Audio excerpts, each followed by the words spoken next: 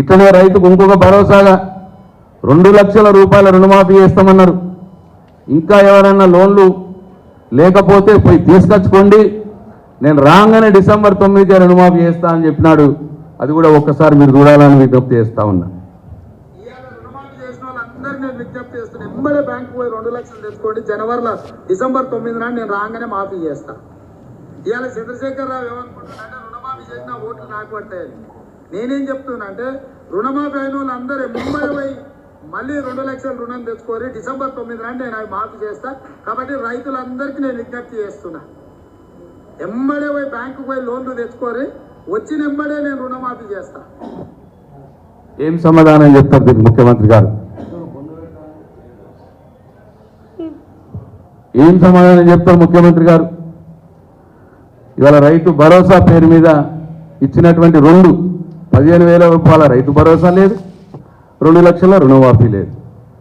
అట్లనే ఇంకో మాట అన్నాడు ఆయన, పెట్టుబడులకు కట్టుబడి ఉన్నాం, పారిశ్రామికాభివృద్ధికి పెద్దపీట వేస్తూ నగరాల అభివృద్ధికి నగిశీలు చెక్కుతూ అని చెప్పి మాట మాట్లాడినాడు. మీరు ఇంతకుముందే చూసినాం, పెట్టుబడులు లేవు, ఉన్నాయి పోతా ఉన్నాయి. నగర అభివృద్ధి అంటున్నాడు.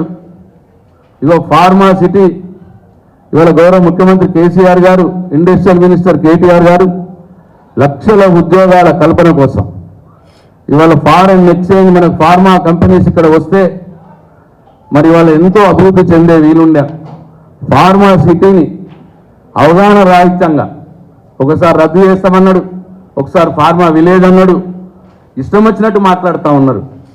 అంత పెద్ద ఒక కార్యక్రమం ఫార్మా సిటీ, 1000 ఎకరాల్లో 1900 కోట్ల రూపాయలు ఇదివరకే ఖర్చు చేసి ఇన్ఫ్రాస్ట్రక్చర్ డెవలప్ చేసినటువంటి ఫార్మా సిటీని రద్దు చేస్తాను అలవోక గంటాడు.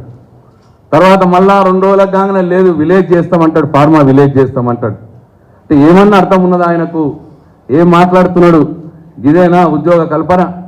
ఇదేనా హైదరాబాద్ డెవలప్మెంటు? ఇటువంటి అసంబద్ధ నిర్ణయాలు, అనాలోచిత నిర్ణయాలు వల్లనే హైదరాబాద్ డెవలప్ అవుతుందా? ఒక్కసారి ఆలోచన చేయాలని చెప్పి నేను ప్రజల్ని కోరుతా ఉన్నా.